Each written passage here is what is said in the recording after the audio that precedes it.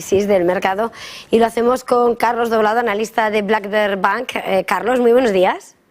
Hola, buenos días. Querría comenzar preguntándote un poco lo que es la radiografía que estás viendo en el mercado, además en una jornada en la que vemos movimientos relativamente moderados, pero parece que van afianzándose las caídas en los principales índices europeos. No sé cómo estás viendo a nuestro IBEX o al DAX. Bueno, el IBEX está especialmente débil en las últimas semanas. El sector bancario no tiene el mejor aspecto, si bien es cierto que, a diferencia de lo que había pasado, por ejemplo, en el DAX, del que tú hablabas, el sector financiero no ha vuelto a los mínimos del año.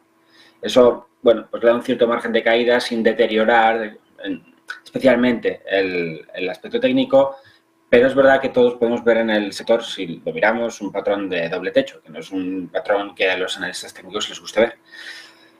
Si en lugar de tomar el sector financiero tomamos, por ejemplo, el DAX o tomamos el Stoxx 600, podemos ver que los mínimos del año aguantan. Y eso es positivo. Me parece más positivo eso que el sector financiero esté dando una señal de venta. Esa señal de venta, de todo modo, sería una señal de venta en un plazo mayor, con lo cual cabría un rebote que podría alentar circunstancias técnicas como la superación de los 13.000 del DAX que ves en la pantalla o de los 960 del Stoxx 600. Son rupturas de primera resistencia, son cosas que alientan una mayor continuidad en el rebote de las últimas semanas. Un rebote que, por otro lado, es algo que yo creo todos los técnicos más o menos esperaban, por una cuestión o por otra, por la cantidad de soportes o, sobre todo, en mi caso, por un sentimiento inversor que es extremo desde mediados de mayo, más o menos. Es un sentimiento que hace difícil que el mercado siga progresando a la baja sin un proceso de traslación lateral amplio o sin un rebote importante. Y lo que estamos teniendo, para desgracia de los alcistas, es un proceso de traslación lateral. No estamos viendo un rebote importante. Y es la primera vez, de hecho, y lo he hablado en vuestro programa en alguna ocasión, que utilizando determinados elementos que yo utilizo para establecer un suelo potencialmente sostenible en términos de cuándo puede empezar a revertir una tendencia alcista y bajista y en algún momento convertirse en alcista, esos criterios que no es que aparezcan muy habitualmente, es decir, hablamos de una cosa que en los últimos 30 años habría surgido 10 o 12 veces, nunca se han enfrentado a nuevos mínimos descendentes. Es decir, esta nueva caída del mercado americano por debajo de los mínimos de mayo es algo nuevo. En ese tipo de eventos jamás se había visto un nuevo mínimo descendente, ni siquiera en el año 2001, donde vimos un rebote del 20% y después el mercado bajista continuar. Eso hace que a mí me preocupe la situación técnica especialmente y la capacidad del rebote sobre soporte descendente en el caso del mercado americano de derivar en algo más que un mero ajuste técnico.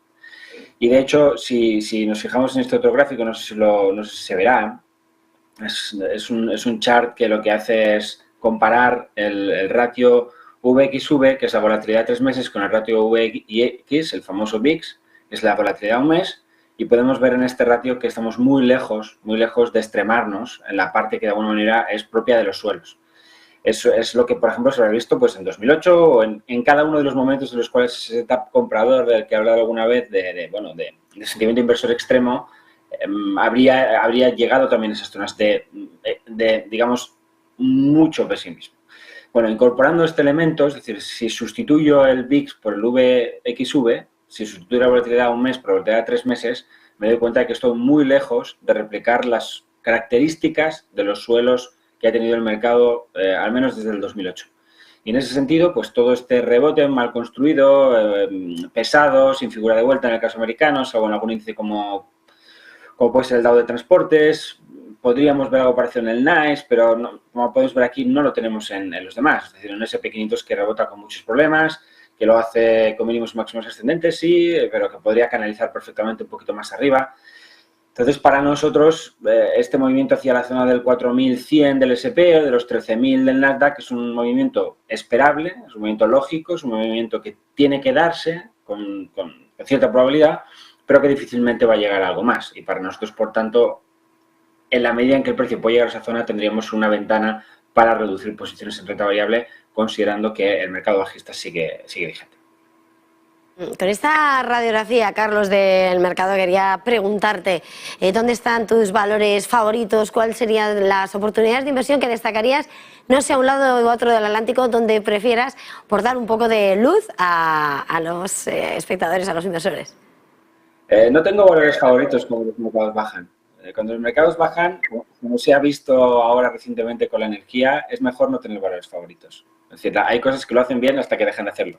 Y hemos visto cosas muy duras en petróleo, gas, etcétera, valores que aguantaban muy bien, que siguen teniendo tendencias alcistas. Podríamos hablar, por ejemplo, de las farmacéuticas, que están todavía fuertes. Quizás el único sector que no se ha deteriorado claramente.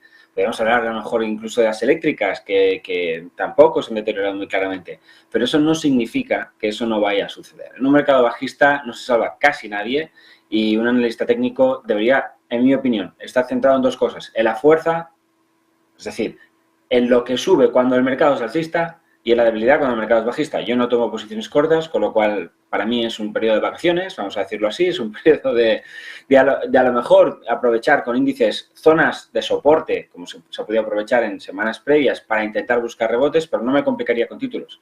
Yo lo he intentado, por ejemplo, con Amazon en la zona de los 110, pero estoy rebotado bastante, no estoy para comprar nada. Vamos a dejarlo aquí. Muchísimas gracias, Carlos Doblado, analista de Black Bear.